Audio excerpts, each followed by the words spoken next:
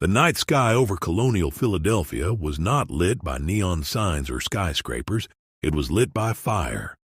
Flames chewed through wooden homes like a drunk uncle tearing into Thanksgiving leftovers. The streets filled with panicked families dragging buckets of water, shouting for help. And just when it seemed like the whole block would be reduced to ash, men in leather hats sprinted down cobblestone streets with heavy iron tools and wooden ladders. They weren't backed by city taxes, they weren't government employees, and there wasn't a single fire engine with flashing lights. These were the first American firefighters, and they were fueled by grit, brotherhood, and the stubborn refusal to watch their community burn.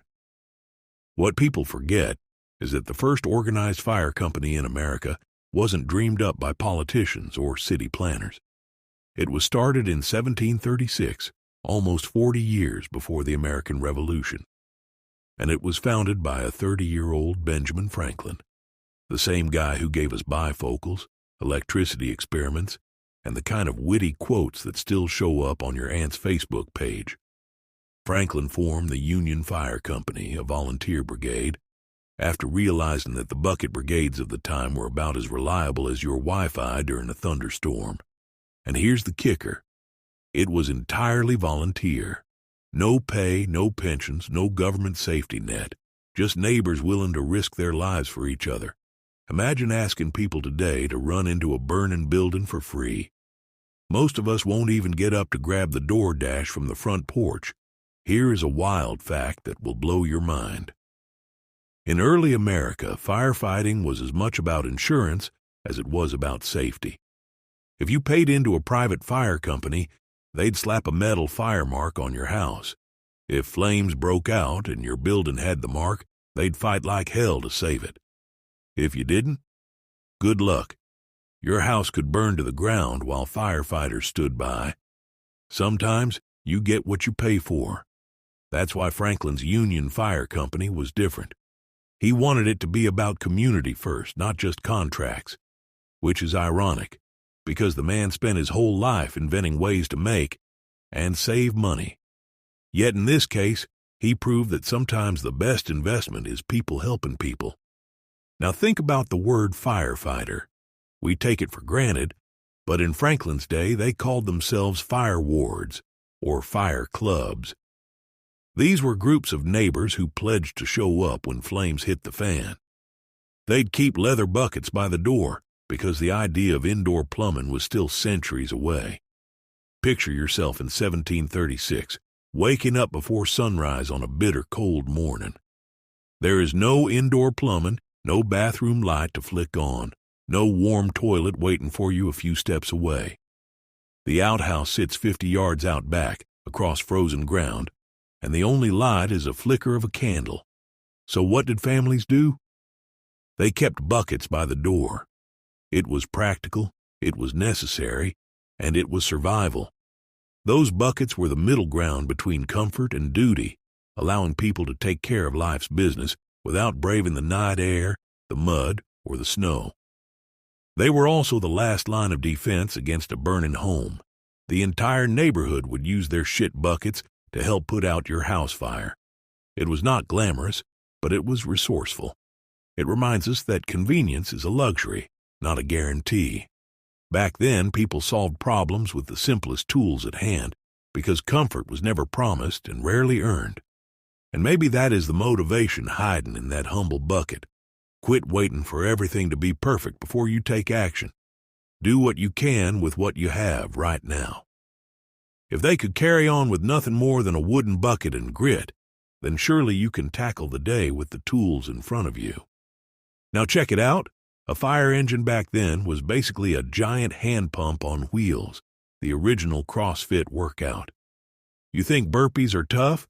Try pumping water for 3 hours while smoke chokes your lungs and your eyebrows are literally sizzling. These guys were tougher than a poor single mom with 5 kids and 3 jobs. Here's where the lesson of the day comes in. The first American firefighters remind us of the importance of being valuable friends, parents, and spouses. They didn't run into burning buildings for fame or Instagram likes. They did it because they knew their worth was measured by how well they protected others. That is a soul check we all need.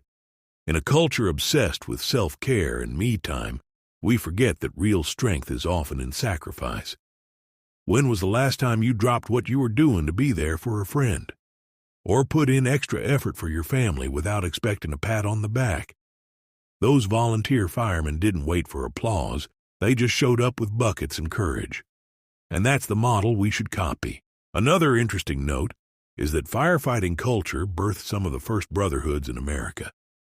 They had uniforms, insignias, and meetings that looked a lot like fraternal clubs. Some even threw banquets after a big blaze, because nothing says team bonding like celebrating the fact that your mustache didn't burn off. Out of this grew traditions of teamwork and loyalty that carried into other American institutions. And here's the funny part. Franklin believed strongly in skepticism of authority, which is why his fire companies were built outside of government control. He knew that when you trust institutions too much, they let your house burn while they debate policy. It was citizens, not the state, who made firefighting real in America. That's political independence at work. If you're in your 20s, picture it this way. Your neighborhood catches fire, and instead of waiting for some agency to save you, you and your friends form a squad, grab buckets, and handle business. That's what these men did. They didn't post about it, they didn't tweet about it, and they didn't film it for TikTok. They just fought the flames. We can all learn from that. In a world that wants you distracted, scrolling, and passive, be the person who grabs the bucket. Be the person people know they can count on when their world goes up in smoke. And let me hit you with one last fact. The symbol of the firefighter's helmet, with its distinct long brim in the back, was first created in the early 1800s in America. It wasn't for style points, it was to keep water from dripping down the neck. Form and function, built for people who understood that saving lives is sweaty, dirty, and dangerous work. That helmet became a badge of honor, and even now, when you see it, you know you're looking at someone who stands between you and the flames. That's a reminder that our lives need helmets too. Protect your body with fitness, protect your finances with discipline, and protect your relationships with loyalty. You never know when the fire's coming, but you damn well better be ready when it does. So let this morning's story fire you up.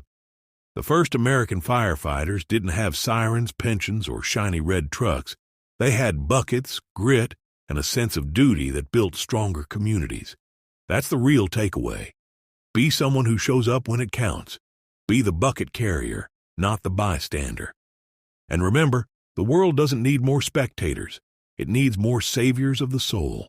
And that, my friends, is your Monday morning motivation.